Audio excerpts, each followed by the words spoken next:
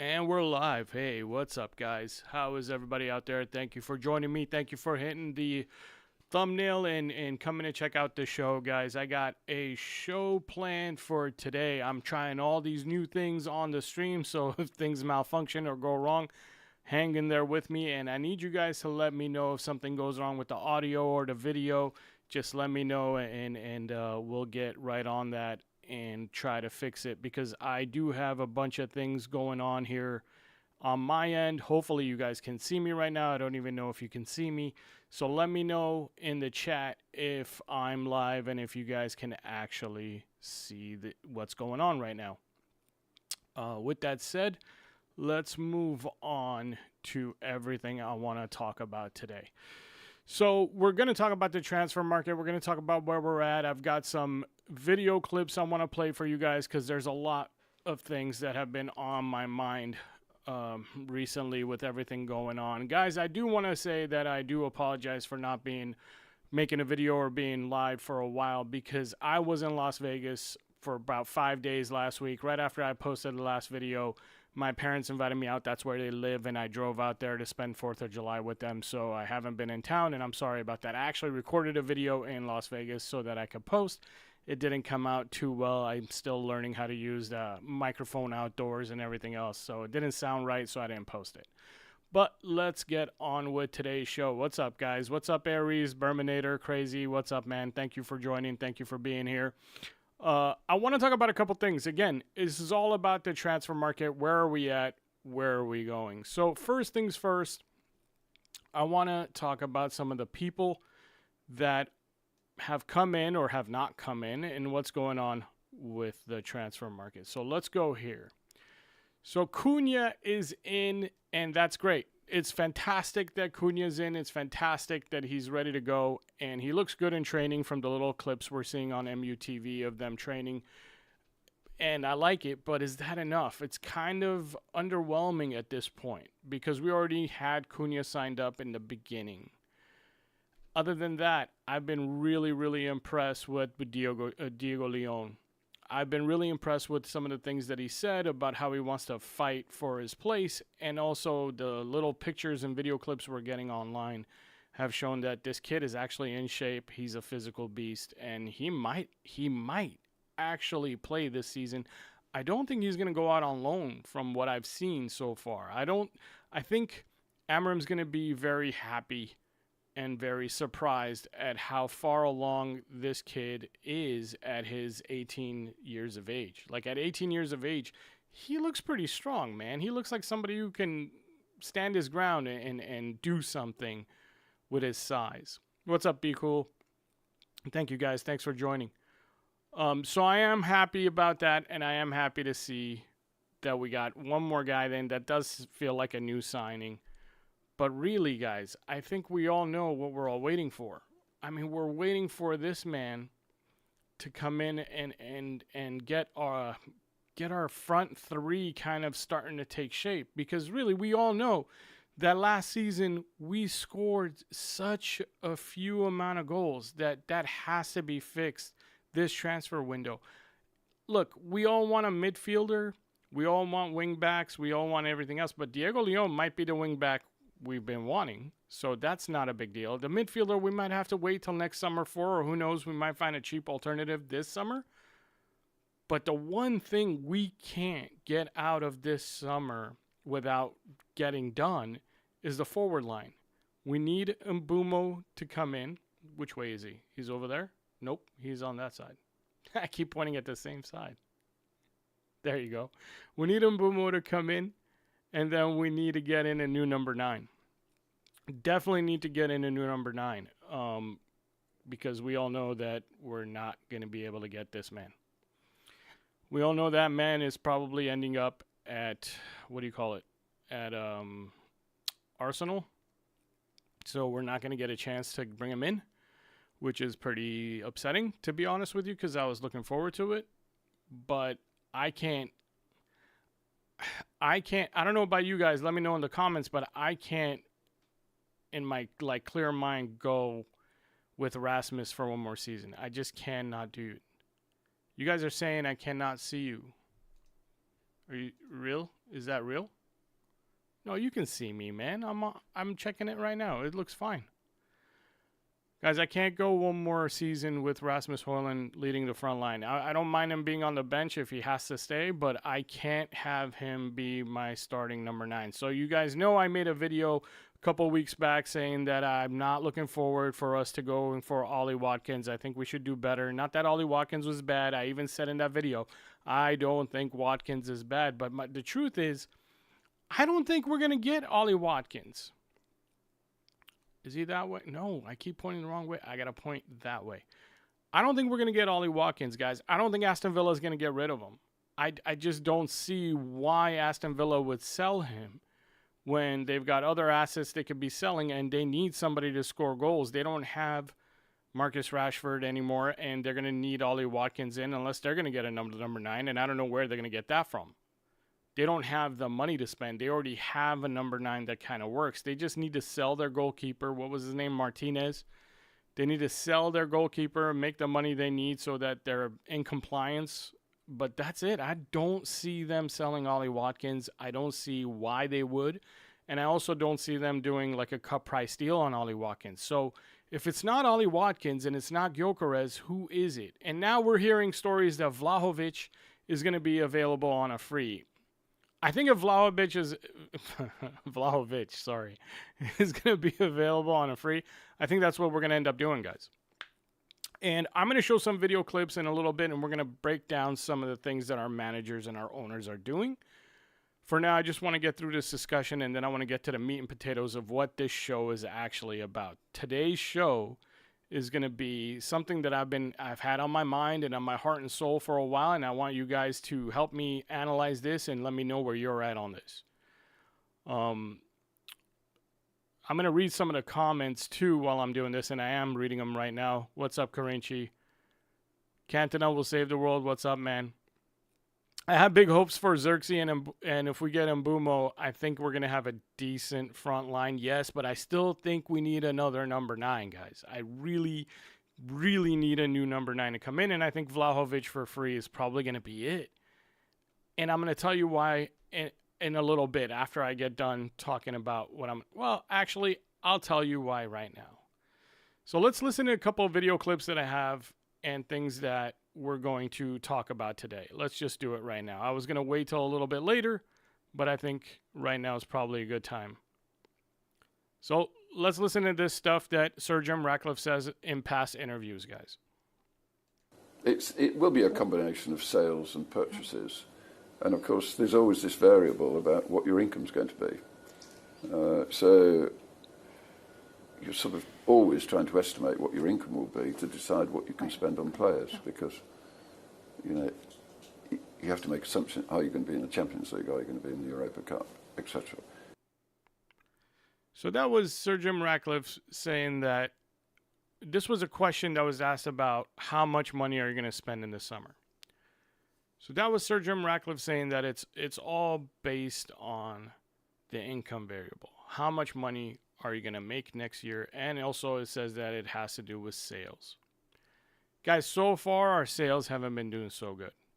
So far our sales are actually pretty heartbreaking.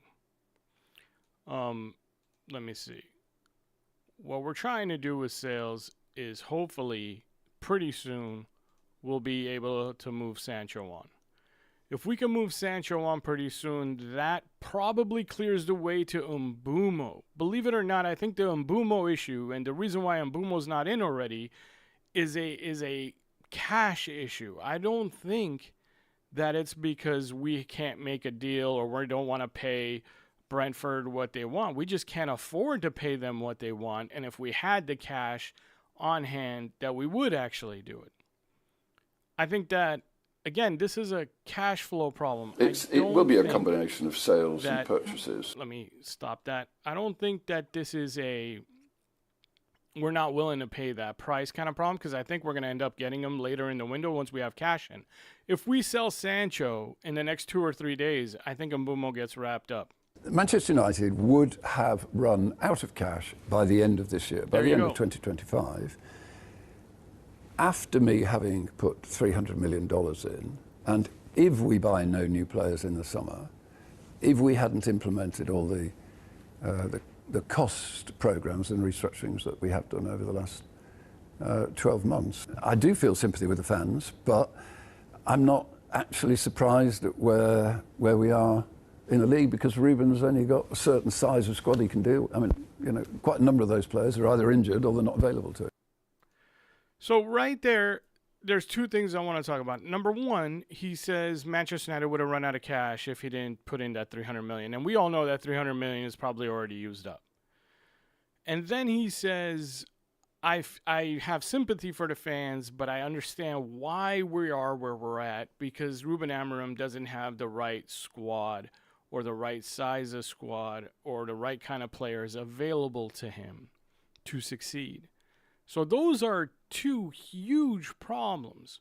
You got an owner telling you we don't have enough cash, and then telling you it makes sense we are where we are in the table because the manager doesn't have the right quality of players available to him. You can't solve the second problem without solving the first problem. And the reason why I'm bringing this up and the reason why I've been thinking about this is because in my philosophy or my idea is that this is another mistake or miscalculation that INEOS have made.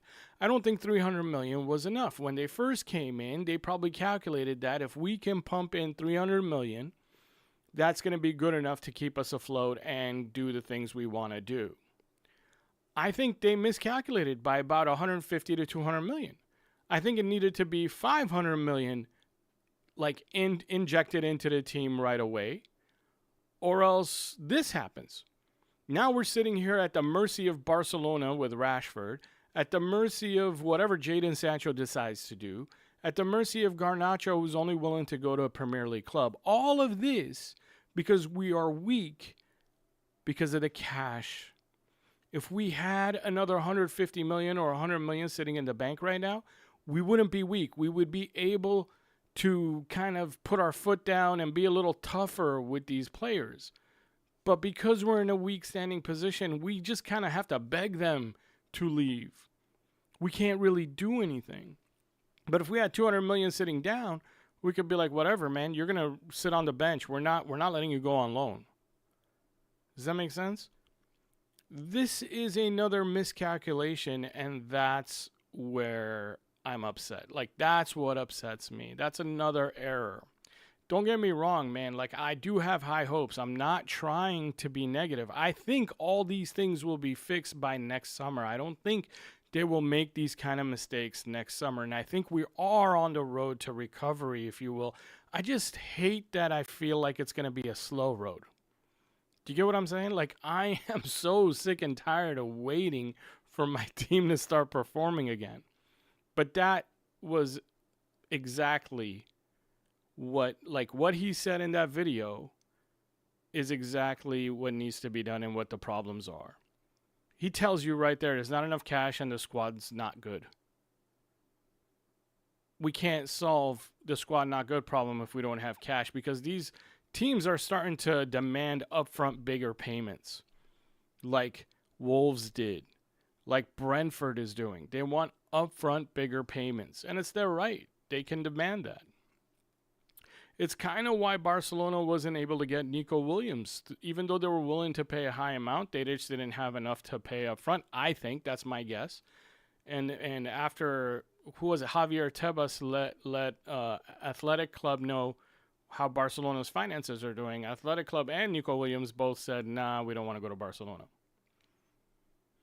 We don't want to do business with Barcelona. They don't have that much money. So if even Barcelona came in to buy Rashford right now, I don't know how much they can pay up front, to be honest with you. And I don't know how much that solves our cash problem, but it definitely does make a big dent in our finances because of Rashford's big wages.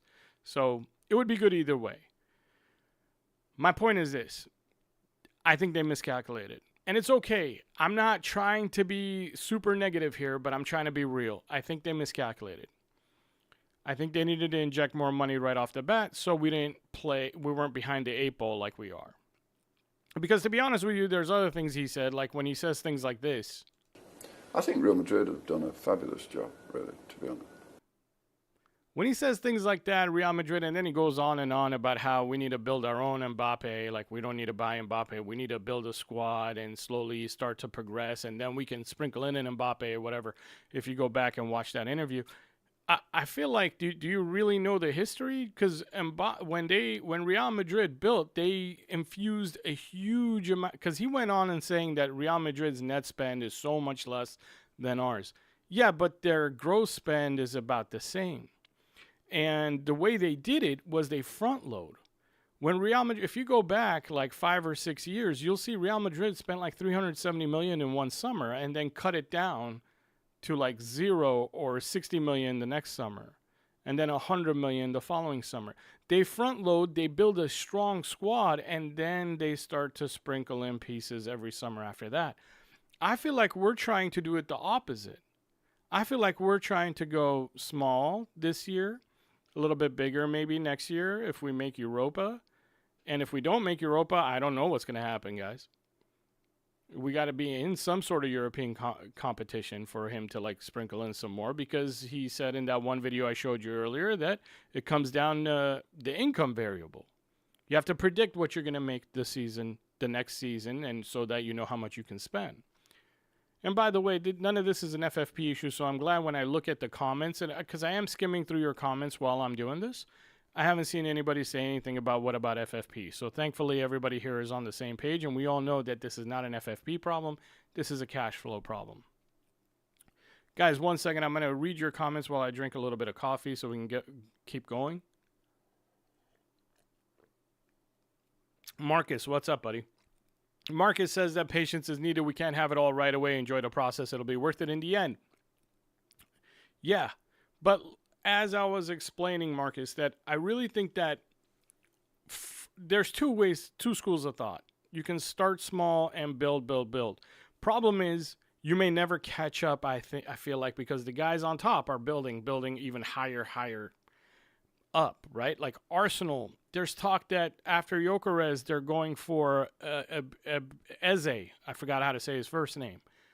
Dude, Arsenal is becoming stacked. Liverpool is stacked. Man City stacked. Chelsea starting to get stacked. And if Newcastle don't lose Isak and they add a couple more pieces, that's a pretty good team. And our like mid-range, mid-table teams in the Premier League were already okay. They're pretty good. They can beat anybody on any given day. And if you're going to build slowly while they're still building, it's really hard to catch up. You kind of have to have a front loading, especially now that we don't have any FFP issues. You kind of should be front loading. You should be spending we just finished 15th. This should be one of the biggest summers we've had. Do you know what Real Madrid or Barcelona would do if they finished 10th? Forget 15th. If they finished 10th, they'd spend like $500 million. Do you get what I mean? The only difference is they would know how to sell while doing so. They would know how to sell and raise some money. Shadrach, thank you so much for the donation, man. I really appreciate it. Thank you. They know how to sell, and that's why they can spend. We don't know how to sell, but why don't we know how to sell? Because we negotiate from weak positions. Guys, something I said in a video a week or two ago that people just kind of let slide over their head. Some people might have even argued with me in the comments. I'm going to say again right now. Let me know if you think I'm crazy, because I don't. Another error that INEOS made, other than the judgment of 300 million being enough, which obviously wasn't enough. Another error that INEOS made was the fact that they went for Cunha before going for Mbeumo. Cunha was a release clause. You could have easily talked to Cunha's manager and Cunha himself and let him know that, hey, we're coming in to buy to pay your release clause sometime in mid-July. And then in June, you go to Brentford and you close the Mbeumo deal for like 50 million. And you do it first. Because now, with all the sales that have been going on in the market and the fact that you just paid 62.5 for Cunha, Brentford can sit there and go, well, if that's what's going on in the market, then my Mbeumo is worth a heck of a lot more than what you're offering me. Does that make sense? The reason why Brentford can put their foot down and ask for more is because of the way the window's gone so far. Not just by us, but by people surrounding us, other teams. We should have closed the Mbeumo deal first in June and went in for Cunha now in July. We could have got Mbeumo for 50 or 55 million. That's because we would have had a different negotiating position.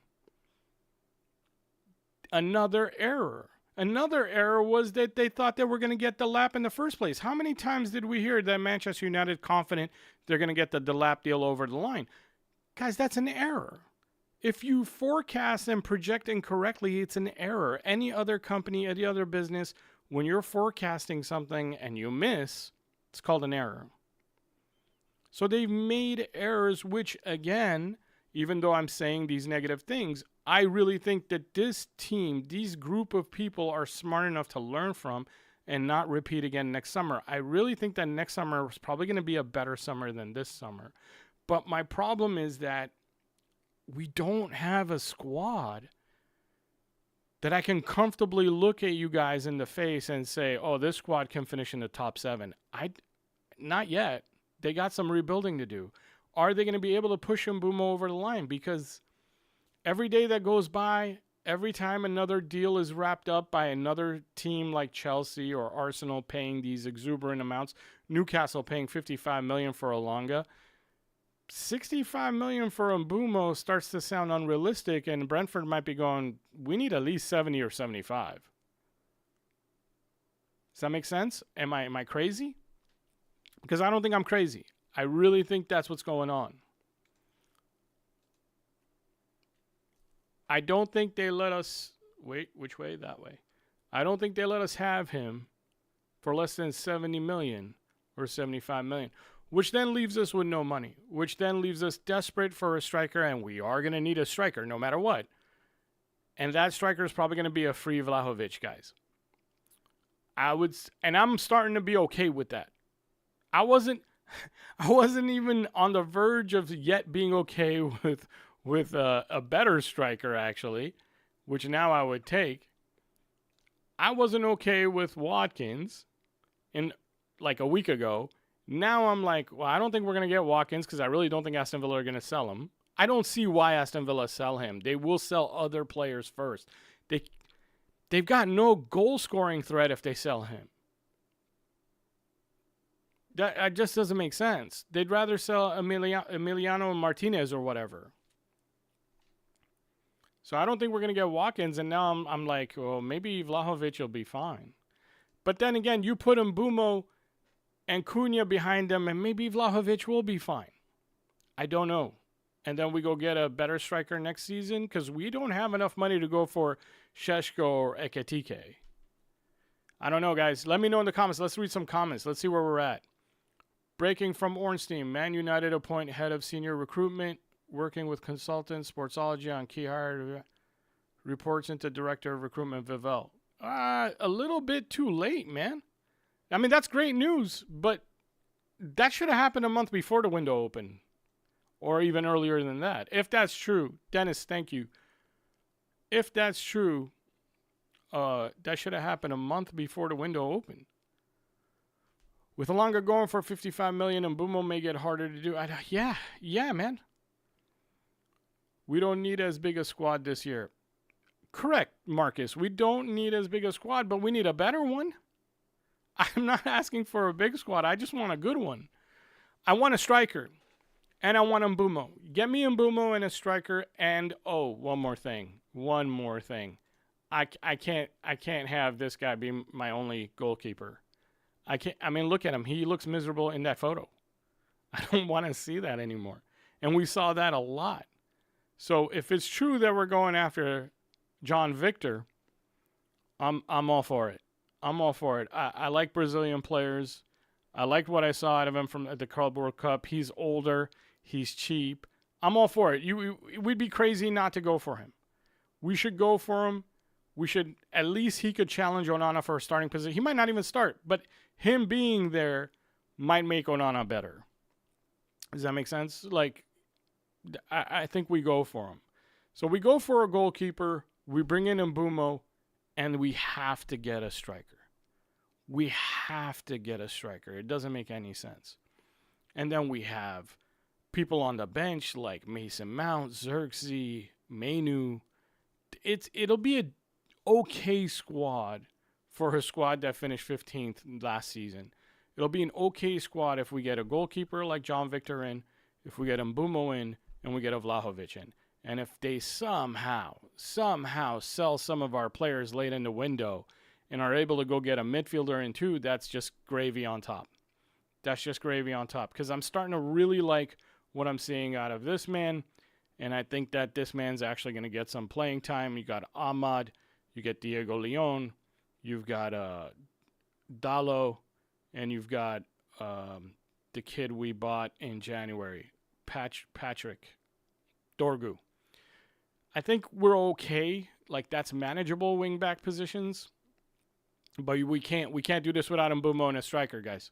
Let's read some comments and let's see where we're at.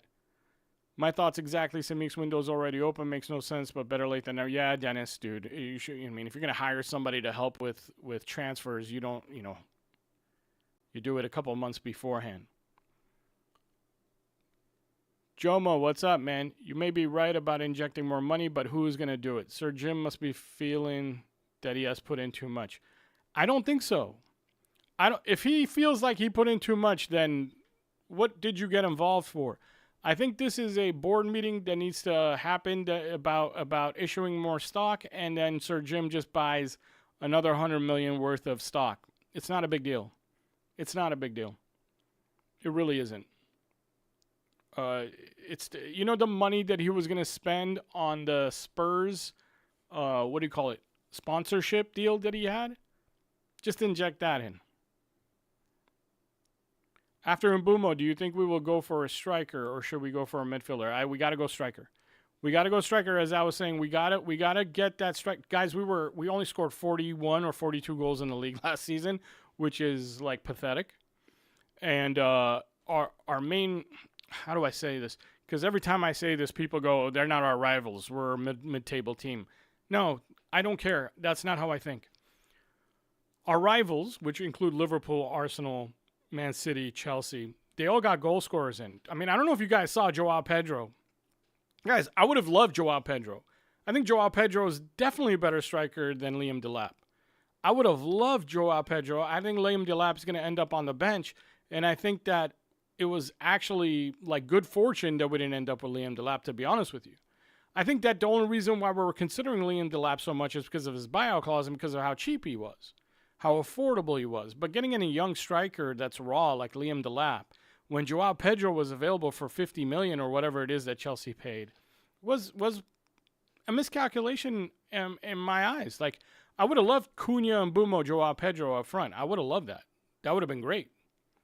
But anyway, I think we definitely have to get the Mbeumo deal done. I don't know how we're going to do it because I think it's a cash flow issue, like I said. So we have to probably wait for the Sancho deal to close this week so we know that we have cash coming in. Then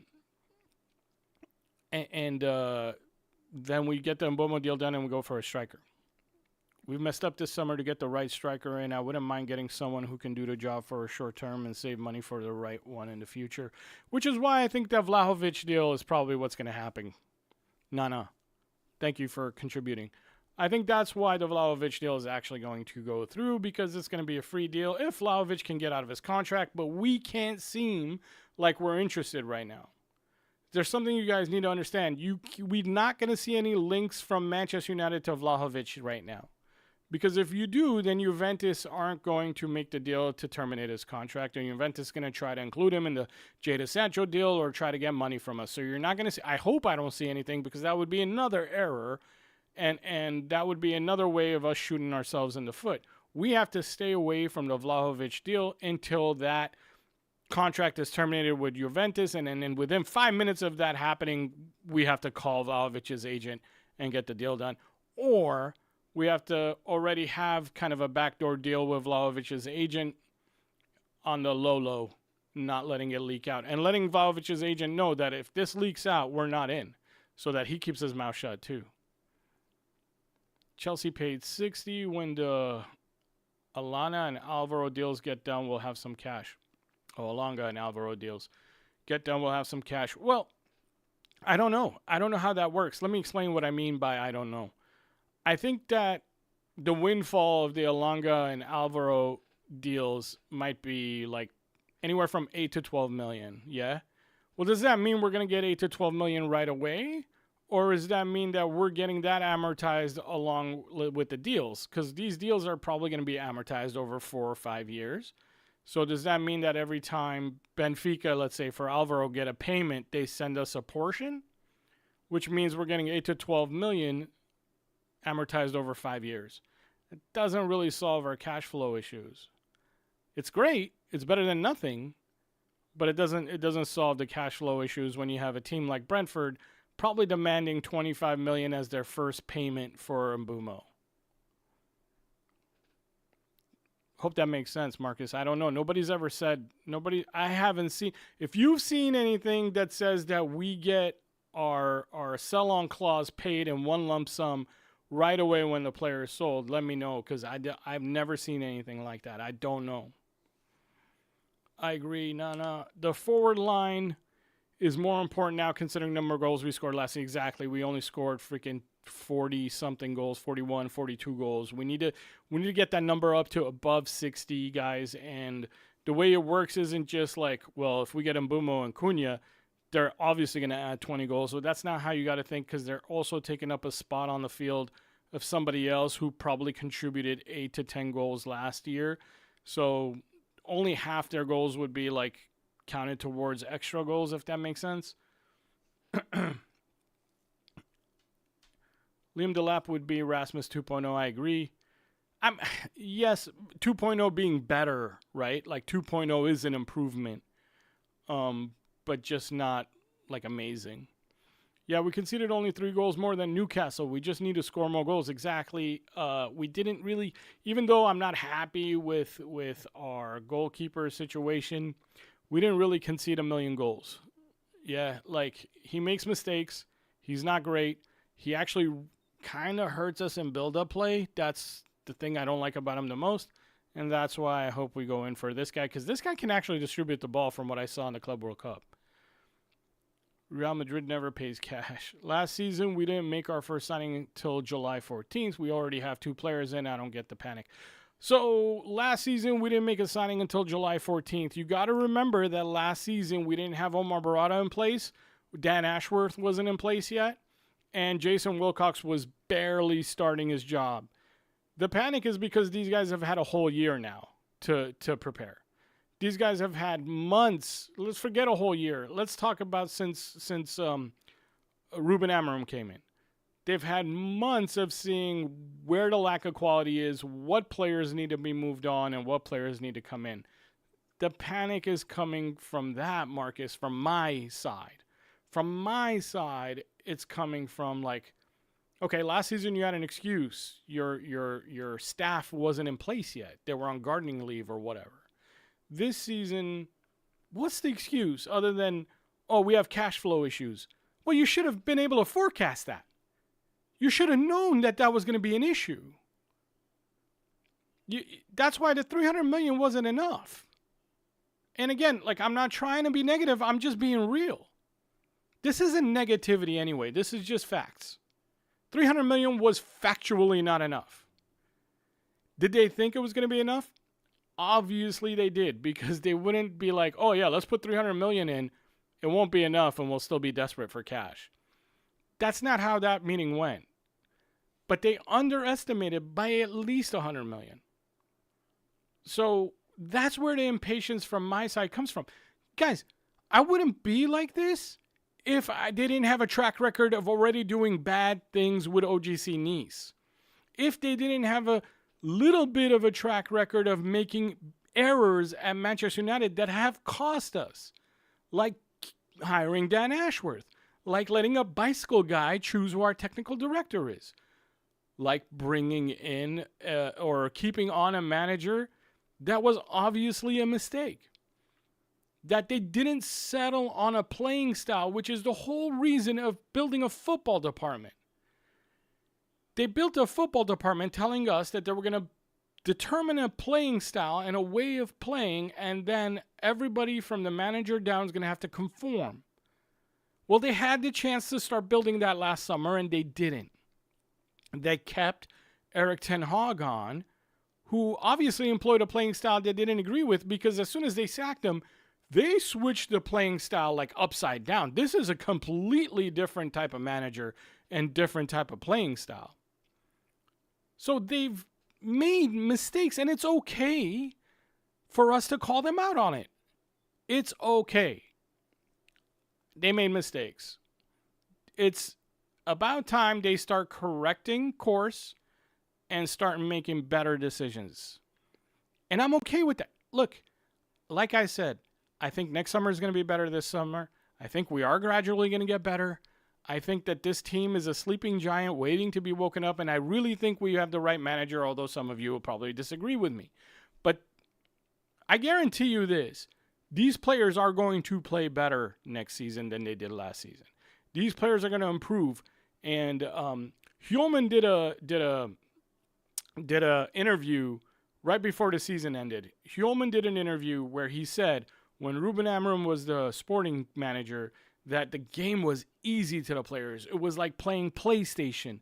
They knew exactly where to go, where to be, how to run, when to run, and everything else, and how the ball needed to move around. This season, you're going to see players that are a lot more on autopilot, running the system the way it's supposed to be run, and that in and of itself is going to help us lose less games. Let's put it that way, get a better record. But our forward line needs to be fixed, because the way some of the things that Rasmus was doing last season is, I don't care how much he knows where he needs to be. If he's going to go to where he needs to be, which he did last season, but then get scared of the defender, get his eyes off the ball, and not be able to take a challenge, not be able to hold up the ball, it doesn't matter. It doesn't matter. He's going to lose the ball anyway. That's what we need to fix the forward line. Mbeumo needs to come in, and we need a striker. And yeah, I mean, I totally understand the calls for patience, Marcus. I totally get it. But I'm a big believer in that you hold people accountable, and so far they made a couple of errors. I still love you, Marcus. Why is Omar Berrada always saying we have planned for this summer? Why is Omar Berrada always saying we have planned for this summer? Ooh, that's a good point, Aries. He is always saying we have a plan, we have this list. If this happens, we're going to go this way. If that happens, we're going to go that way. Okay. Did you plan for the fact that you're not going to have enough cash? What are you going to do about it? Is there an emergency lever?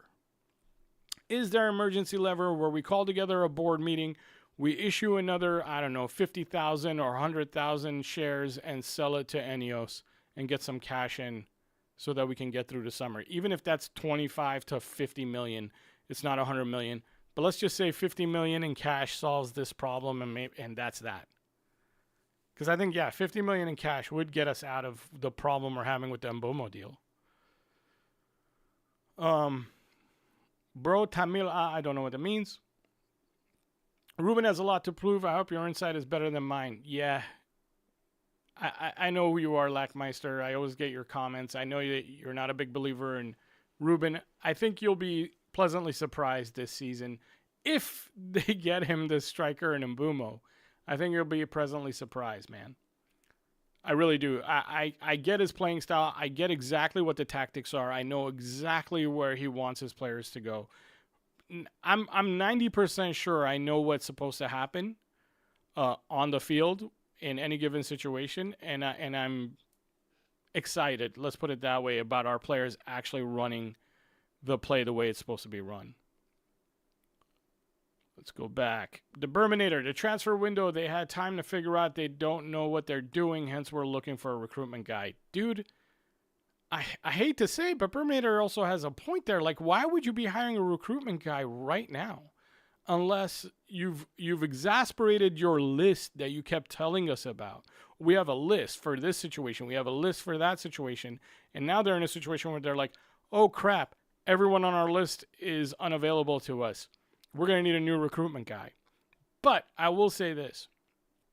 if the recruitment guy came from a Vavel relationship, I'm actually happy with that. Because this guy probably has his own list, and he has his own, what do you call it? His own ideas, and being a Vavel, like if you're somebody who's associated with Vavel, then you probably have some young players in mind that you know of that could probably come in and do a job. I'm also, by the way, I haven't talked about this, but I'm also looking forward to, is it Kone? The midfielder that plays in the academy that played overseas in China for us. Guys, let me know in the comments, what's his name? Kone? Is it Kone? Dang. I'm also looking for Sekou Kone. I think that's his name. I'm also looking forward to seeing Sekou Kone get a run out in a couple of games. You never know, man. These guys like Diego Leon, Sekou Kone, I'm usually not like too optimistic with young players, and I don't want to throw them into the deep end just out of nowhere and right away. But Sekou Kone has skill, though. So I'm actually interested in seeing them play and get minutes in, the little cup games.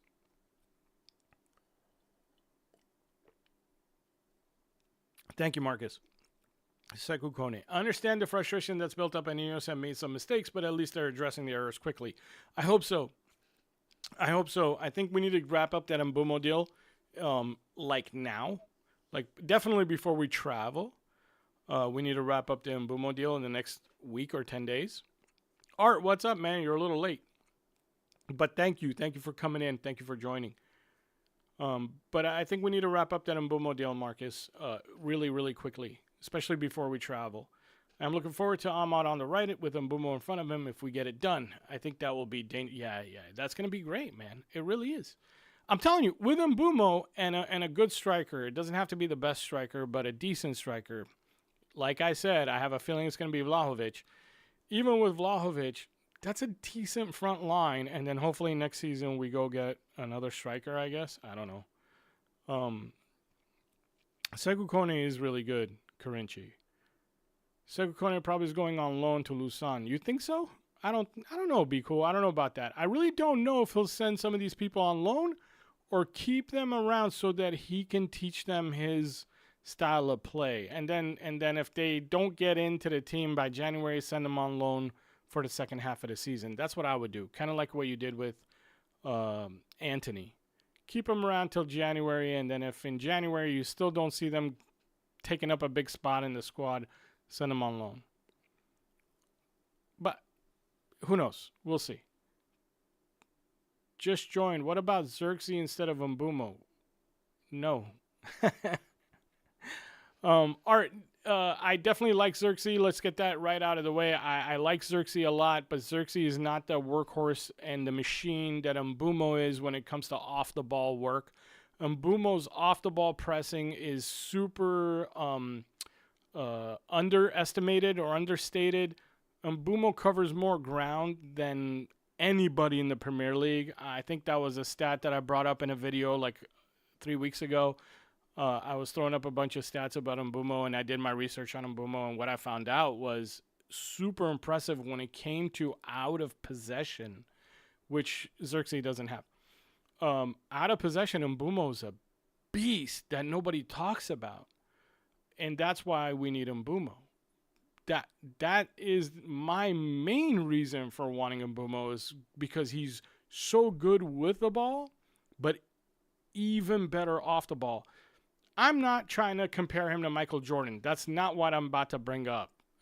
The only reason why the word Michael or the name Michael Jordan popped out of my mouth is because one thing people don't talk about enough is Michael Jordan's defensive work. He was on the NBA all-defensive team almost every single season that he played.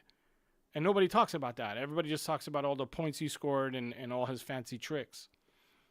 I'm not saying Mbeumo's Michael Jordan, but I'm saying people aren't talking enough about Mbeumo's work ethic out of possession. Mbeumo's a fantastic player. And we need to get him. And Zirkzee filling in gaps when need be, like when someone's injured, they need a rest, or Zirkzee being on the bench, Zirkzee challenging for a starting position with whoever the starting striker is is beautiful. That's exactly what Zirkzee should be doing at his age right now. And he could develop into a starter in a season or two. Like a regular starter. But right now, I don't want Zirkzee to have that starting pressure on his shoulders, because remember the rough time he went through last season before he started performing and the fans got back on side. Let's just let him ease into this season and let him be him. Do you get what I'm saying? He needs to grow into it. At least that's how I feel. I don't want to get rid of Zirkzee. I like Zirkzee a lot, and I think he's going to come good in about a season or two. And that's what I meant, Art. Like, I think Zirkzee can play both 10 roles and sometimes a striker role. With Mbeumo and Omar gone for AFCON, who would play in their positions? That's when Zirkzee would play. That's a great job, Dennis. So that also answers what Art was saying. When the AFCON happens and we're out without Mbeumo, Zirkzee would be playing. And he would get a bunch of game time. Mountain Delo. Yeah, Mount can play, and Delo can play, but also let's not forget that Dorgu can play on the right wing back position if Diego Leon proves to be a beast at the left wing back. If Diego Leon comes in and he's a beast at left wing back, that's great. Dorgu plays on the right, Leon on the left. When Ahmad's gone, that is. Cheeto B, Jack Morehouse, Tyler Fredrickson, Godwill Kokonki, and Eli Harrison have all just been promoted to the first team yesterday. That's great news, actually. That's great news. I am looking forward to seeing Cheeto Obi get more minutes this season. All right, guys, so what's going on? What else should we talk about? What else is on the list here? Let me look at my notes. So here's something else that I wanted to talk to you guys about. I think Real Madrid have done a fabulous job. Not that. This one. I think if you look at Arsenal, you look at Liverpool, you look at the period of time it took them to get the house in order and get back to winning ways, that's probably maybe slightly on the short end of the spectrum, but it's not impossible. But when you look, So right there are our owner, I guess, whatever you want to call him. He says, if you look at Arsenal, you look at Liverpool, because they were asking him, the question was how long do you think it's realistic, Project 21, that him and Omar Berrada and the board have decided that they're going to try to make a run for the Premier League title by 2028. And the question was do you think that's realistic or whatever? And he started talking about Liverpool and Arsenal, how their projects and how they rebuilt and how they got there within, a set amount of time. Guys, who here remembers the Klopp revolution at Liverpool or the Arteta revolution at Arsenal and how long it took for them and how much money they spent in their first 2 summers? If you guys know that, or if you can look it up, let me know. I'll tell you a little bit of stats that I put together because I only started thinking about this literally 5 minutes before I got on this stream. But from what I can gather, when Klopp came in 2016, he had a half season. He joined in October, a lot like Ruben Amorim.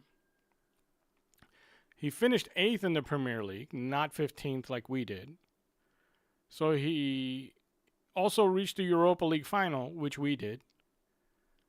And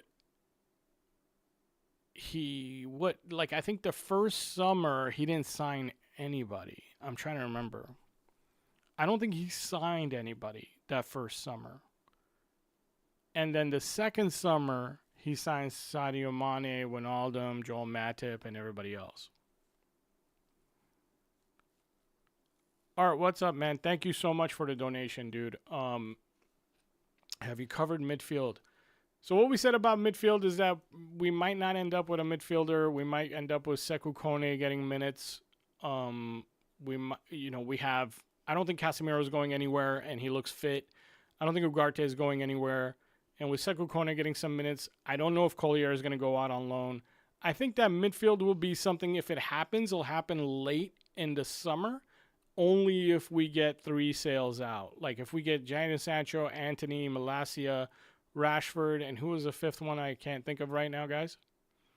There was 5 people that were, Garnacho. If we can sell 3 out of those 5 actual permanent sales, not loans, I think we probably get a midfielder after that. That should be enough to fund the midfield option. All right, thank you so much for the donation.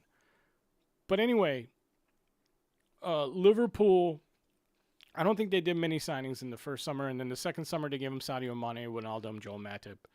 And then they went and signed Mo Salah, Virgil van Dijk in the third summer, and they started really, really putting like money behind them. I hope that's not the plan. I hope that's not the plan. I hope that if this summer is not a big summer, okay, but I hope next summer is a huge summer. And I'm not going to call this summer a big summer, guys, unless they spend $200 million, which I don't think they're going to. And with inflation the way it is and the way these people's like these other teams are spending on players, $200 million today is nothing. $200 million today is the same as $120 million 3 years ago. Like, players are going for a ridiculous amount. Alonga, $55 million. Joao Pedro, I don't know how many million. Everybody's like, $60 million is a decent player. $65 to $70 million is a good player. Nowadays, and $50 million just gets you someone who can do the job and has one really good skill, like Alonga, speed. That's $50 million minimum because he has one really, really high-rated skill, like speed, which speed is a killer. Hey, Samik's glad to see your channel growing. Thank you so much, Milan. On WSSD. I don't know what that means. But thank you so much, Milan, man. Thank you for the donation, dude. I really, really appreciate it. Dennis, who's the ideal partner for Bruno and the team? And also, who you'd buy if there is none? I.e. My dream ideal partner, this is not going to be... Don't jump down my throat after I say this. My dream ideal partner would be what Kobbie Mainoo evolves into. If he could just be more defensively aware... Bruno and Kobbie could really run a midfield in possession. The problem is out of possession, Kobbie's not good enough, and Bruno needs someone that's going to cover his back because sometimes Bruno's going to be out on the wing when he should be in the center. And if we turn over possession, now the midfield is going to have only one midfielder there. But the beauty of having a 3-back system is you should also have one center back behind them. That's the beauty of the 3-back system. So if Kobbie had a little bit of defensive awareness, that would be good enough. My other dream for an ideal partner is if Ugarte could play the ball forward, dribbling and passing. His skills off the ball, out of possession, would be great to play alongside Bruno. Problem is Ugarte in possession is really not that good. I would have loved Joao Neves. I thought Joao Neves would have been the actual ideal partner. Vitinha would have been an amazing partner for Bruno Fernandes, which the Portuguese team has proven when you watch them play together.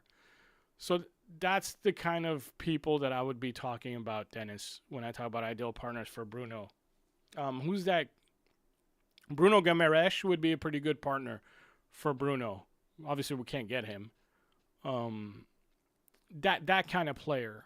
Someone who can cover a lot of ground, but someone who's also willing to carry the ball forward and pass the ball, but someone who can read the game and cover ground. Like Sergio Busquets would have been amazing for Bruno to play with.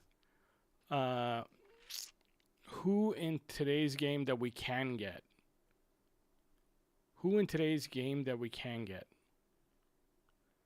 Let me put it this, like, this is going to sound silly again, like a pipe dream. Sekou Kone's attributes happen to be what I believe are the ideal partner for Bruno, which reminds me of Camavinga. So Camavinga type, even a Tchouaméni type, which is different than a Camavinga because he doesn't really dribble the ball forward. He's not a carrier of the ball, and he's not a great passer of the ball, but Tchouaméni would cover him pretty well. Tchouaméni is more like Casemiro. But I think Camavinga, and hopefully that's what Sekou Kone is going to develop into. Hopefully Mainoo can read defense or be defensively a little more alert, or Mainoo's going to develop into a 10. I don't know yet. I think a lot of people are confused as to what Kobbie Mainoo is going to become. I really don't know. We'll see. Dennis, thanks for the question, man. Because I understand why you're really worried with our midfield, but this more time on the training ground with the 3-back system, one of the center backs, the central center back, is going to have to learn how to fill in the gaps and change the formation into a three midfield, like into a 3-player midfield instead of a 2-player midfield. God, I'm not speaking right now, but just understand that a lot of people say things like, in Amarim system, 2 midfielders, you're going to lose the midfield battle. Not necessarily if one of the center backs steps forward, which is what's supposed to happen. That's what happened with Sporting. One of the center backs reads the game, and each one takes a turn stepping forward. And if it's in the middle of the field that the gap is in, then the central center back steps forward. Hopefully these are things we're going to see this season, guys, and you'll understand. And I'll make videos about it, which I'm actually very excited about. I joined a couple of I bought apps. I'm paying for subscription on apps on my computer so that I can actually draw better diagrams when I edit videos, tactical videos. So I'm looking forward to sharing those with you. One thing that happened today that I didn't like was that they changed the Fulham game to Sunday instead of Saturday, and I was planning on doing watch-alongs on Saturdays. So I switched my days off, so now I'm off on Saturdays instead of Sunday. And of course, first piece of news about the first Saturday game, it got switched to Sunday, and now I can't do a watch-along that day because I got to go to work. But guys, I will be doing a lot more watch-alongs this season, and when the season starts, I'm going to be making videos rapid fire or more crazy. I'm going to do lives every week when the season starts. So you guys are going to help me out. I need your help. We're going to help grow this channel. We're going to make a lot more content. I'm going to go crazy this season because even I have a feeling that our club, it's not just about this channel. I have a feeling our club after next summer, next season is going to have a big year. I think this year is going to be a growing year, and we're going to start to see the pieces of the puzzle start to fall in place. And I think next season is going to be huge for us. I really think it's going to be a good season, and I think next summer is going to be a better summer than this summer. I'm not giving them a pass, though. I still need Mbeumo, and I still need a striker.